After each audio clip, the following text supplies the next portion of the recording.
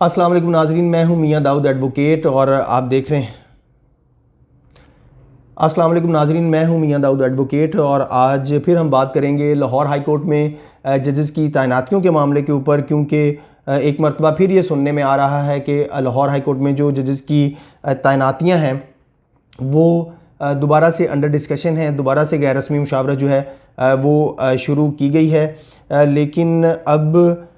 इस judicial appointment में जो एक दो नई रुकावटें पैदा हो गई हैं, या आप यूँ कह लें कि नया प्रिंसिपल जो इंट्रोड्यूस हो गया है वो एक बहुत ज़्यादा इम्पॉर्टेंट है डिस्कस करना, और यकीनन वो डिस्कशन में आएगा भी। हमारी इत्तलात ये हैं कि chief justice Lahore high court mister justice Mohammad Qasim Khan Sahab जो हैं उनकी chief justice Pakistan mister justice Gulzar Ahmed Sahab के साथ इसी हफ्ते में कोई गैर रस्मी सी मुलाकात है,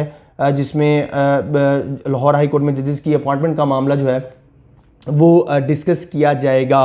और उम्मीद की जा रही है कि कोई इत्तफाक़ राय होगा नामों के ऊपर, और लाहौर हाई कोर्ट में जो हैं वो नए जजेस जो हैं वो मुयस्सर होंगे, क्योंकि ये मामला काफ़ी डिले होता जा रहा है। 2 साल से ज़्यादा वक्त गुजर चुका है। हाई कोर्ट की असामियाँ खाली होती होती अब 20 खाली असामियाँ जो हैं इस वक्त लाहौर हाई कोर्ट में मौजूद हैं, और लिटिगेंट्स का भी एक इशू आ रहा है, लेकिन वो कोई इतना इशू नहीं है कि उसके मामले के ऊपर इस को बुनियाद बनाकर कोई ऐसी वैसी मुतनाज़ा अपॉइंटमेंट जो है वो कर दी जाए। इसको जो रुकावट इस वक्त, या कह लें जो नया प्रिंसिपल इस वक्त कह लें, वो इम्पॉर्टेंट है, जो इस वक्त वकला कम्युनिटी में डिस्कस हो रहा है। जुडिशल सिस्टम से वाबस्ता हर स्टेक होल्डर के जहनों में अब सवाल जो है वो पैदा हो रहा है मिस्टर जस्टिस काजी फायज़ ईसा की जजमेंट आने के बाद। पहले ये बात जहन नशीन कर लें कि गुज़श्ता काफ़ी माह से जो है वो लाहौर हाई कोर्ट में जजेस की अपॉइंटमेंट्स के लिए जो फहरिस्तें थी वो अंडर डिस्कशन आके गैर रस्मी तौर के ऊपर आके कंसेंसस नहीं हुआ, इत्तफाक़ राय नहीं हुआ, फिर डेडलॉक आ गया और वो डेडलॉक चलता रहा। उस डेडलॉक की एक वजह बिल्कुल वो थी कि जो कि chief justice Pakistan mister justice Gulzar Ahmed Khan Sahab ने ये कहा था कि जो मिस्टर जस्टिस उमरताब बंदयाल साहब हैं उनके साथ गैर रस्मी मुशावरत जो है वो लाजमी की जाए, क्योंकि वो लाहौर हाई कोर्ट से आए हैं और उनको पंजाब से काबिल वकला का ज़्यादा बेहतर तौर पे पता है। लेकिन उनके सामने बार बार जो है वो कुछ मुतनाज़ा नाम और इनकॉम्पिटेंट लोगों के नाम पुट किए गए, जिसकी वजह से मिस्टर जस्टिस उमरताब बंदयाल साहब ने प्रिंसिपली अपने आप को साइडलाइन कर लिया, क्योंकि वो कोई ऐसा बोझ नहीं उठाना चाहते। और मैंने तो उनके साथ बतौर कोर्ट रिपोर्टर भी काम किया हुआ है। मैं जानता हूँ कि वो ऐसी किसी मूव का हिस्सा नहीं बनेंगे जो उनके लिए आने वाले वक्त में या माजी मुस्तकबिल में किसी भी सतह के ऊपर उनको ये सुनने को मिले कि ये जज जो है वो आप रख के गए थे। अभी जो बात ज़ेर बहस है वो ये है कि गैर रस्मी तौर पर कुछ नामों की फ़हरिस्त जो है वो फिर से तैयार की गई है, और उस फ़हरिस्त में को बाद में डिस्कस किया जाएगा चीफ जस्टिस पाकिस्तान के साथ। हमारे ज़राए के मुताबिक गैर रस्मी तौर के ऊपर इसको चीफ जस्टिस पाकिस्तान के साथ डिस्कस करके कोई कंसेंसस डेवलप करने की कोशिश की जाएगी। और ज़राए ये कहते हैं कि इन नामों में कुछ नाम अगर वो मुनासिब ना हुए, माजी की तरह हुए, तो फिर ये मामला एक मरतबा डेडलॉक का शिकार हो जाएगा। वकला की तरफ से एक और बहुत पॉइंट सामने आया है। जब मैंने मुताला किया उस बात का, तो बिल्कुल ये बात अब जब एक असूल खुद सुप्रीम कोर्ट ने तय कर दिया है मिस्टर जस्टिस काजी फायज़ ईसा में, तो अब उस असूल को वायलेट नहीं किया जाएगा। और अगर वायलेट किया जाता है तो फिर एक मरतबा फिर सुप्रीम कोर्ट जो है या जुडिशल अपॉइंटमेंट्स जो हैं वो अंडर क्रिटिसिज्म होंगी। मिस्टर जस्टिस काजी फायज़ ईसा केस में पैराग्राफ 35, 36, 37, 38 और 42 ये बड़े ही इंपॉर्टेंट पैराग्राफ हैं, जो जजेस के कंडक्ट के हवाले से इंटरनेशनली और नेशनली जो आज तक जितनी भी जूरिस्प्रूडेंस डेवलप हुई है, और जो जजेस का कोड ऑफ कंडक्ट है उसको डिस्कस करके एलैबोरेट करके एक प्रिंसिपल सेट कर दिया गया है कि जजेस के अपने फैमिली के बारे में मामलात कैसे होने चाहिए, उसको वेल अवेयर होना चाहिए, पता होना चाहिए, फैमिली दर फैमिली आगे सारी चीज़ें जो है उनको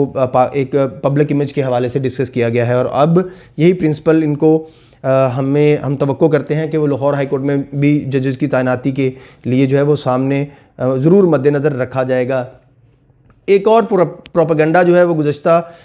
एक हफ़्ते में शुरू किया गया और वो देखने में आया कि मुकदमात बड़े अल्तवा का शिकार हैं, इसलिए लाहौर हाई कोर्ट को चाहिए कि जिनको भी जजेस रखना है वो रख लें। ऐसा बिल्कुल नहीं होना चाहिए। मुकदमात हमेशा से अल्तवा का शिकार चले आ रहे हैं,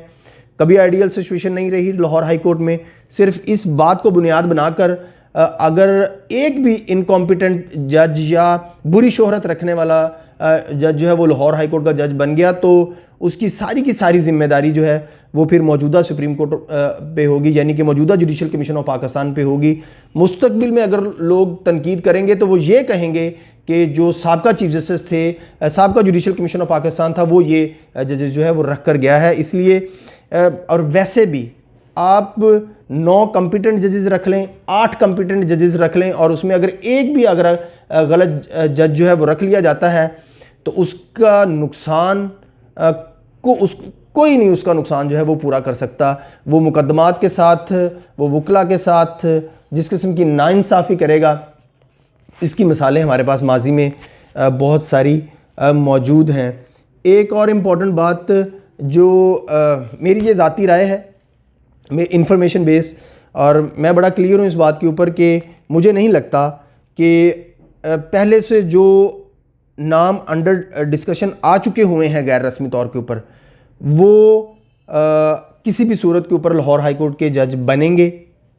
या अगर उन्हीं नामों के ऊपर ज़ोर दिया गया तो लाहौर हाई कोर्ट में कोई जज अपॉइंट होगा। ये मामला फिर डेडलॉक का ही शिकार रहेगा। क्यों? उसकी एक तो वजह जुडिशल कमीशन ऑफ पाकिस्तान के मेंबरान का प्रिंसिपल स्टैंड है कि वो किसी भी सूरत के ऊपर ऐसे किसी शख्स को लाहौर हाई कोर्ट का जज बनाने के हामी नहीं है जो इनकॉम्पिटेंट है, जिनके इंटेग्रिटी के ऊपर बड़े सीरियस किस्म के क्वेश्चंस हैं। और मिस्टर जस्टिस काजी फायजी साहब के केस का सामने आने के बाद उनके फैमिलीज़ के बड़े डिस्प्यूट्स हैं। किसी का भाई विक्टिम है, किसी की साबका बीवी की विक्टिम है, किसी की मौजूदा बीवी विक्टिम है, किसी का चचाजाद विक्टिम है, किसी का मामूजाद विक्टिम है। ये सारे लोग अब इस जजमेंट इन पैराग्राफ्स के ऊपर पूरा नहीं उतरते। वो कौन से नाम है वो हमारे जुडिशल कमीशन ऑफ पाकिस्तान के मेंबरान बड़े बेहतर तरीके से जानते हैं और रिपोर्ट्स भी अब जो हैं उनके सामने आएंगी। दूसरी वजह कि ये मामला डेडलॉक का शिकार फिर होगा, या अगर दूसरे नामुनासिब नाम बीच में हुए तो ये मामला किसी सूरत भी आगे नहीं चलेगा। उसकी वजह मिस्टर जस्टिस फैसल अरब साहब के अशाइये में होने वाली गुफ्तगू है, जिसमें मुख्तलिफ हाई कोर्ट्स के जजेस भी थे, लाहौर हाई कोर्ट के भी जजेस थे और सुप्रीम कोर्ट के भी जजेस थे, सीनियर वकला भी मौजूद थे। तो ये बात काफ़ी ज़्यादा डिबेट का हिस्सा रही। मैं भी कुछ जगहों के ऊपर मौजूद था कि लाहौर हाई कोर्ट के हाजिर सर्विस जजेस ने कुछ नाम प्रपोज किए कि आप इनको लाहौर हाई कोर्ट का जज नॉमिनेट कर लें, ये बंदे आप इनको कंसीडर कर लें कि ये बंदे एकेडमिकली ठीक हैं, प्रैक्टिस अच्छी करते हैं, इनके कभी हमारी अदालत में ये पेश होते हैं तो इनके ऊपर हमें कभी कोई डाउट नहीं हुआ और ये मेहनती भी हैं। और कुछ उन्होंने नामों के ऊपर एतराज़ात किए कि इन बंदों को हाई कोर्ट का जज जो है वो नहीं बनना चाहिए, वो करप्ट हैं, वो कंसीलमेंट करते हैं, वो चक्करबाजी करते हैं, वो 2 नंबरी करते हैं, वो कंसेंट स्टेटमेंट देते हैं, कंसीडिंग स्टेटमेंट देते हैं, उनके ऊपर करप्शन के चार्जेस हैं, ये सारे भी किए। लेकिन जब पहले 1.5-2 माह पहले जब वो नाम सामने आए तो जो तो बेस्ट नाम थे वो ड्रॉप थे, और जो दूसरे नाम थे उनमें से कुछ ऐसे नाम थे जो जिनके ऊपर एतराज़ात पहले हमारी हाई कोर्ट के जजेस ने उठाए हुए थे। और जब ये मामला ऊपर जुडिशल कमीशन ऑफ पाकिस्तान के मेंबरान तक गैर रस्मी तौर के ऊपर उनको कन्वे किया गया कि ये सारी सूरत हाल जो है वो लाहौर हाई कोर्ट में की जा रही है, तो उसके बाद ये बात क्लियर हो गई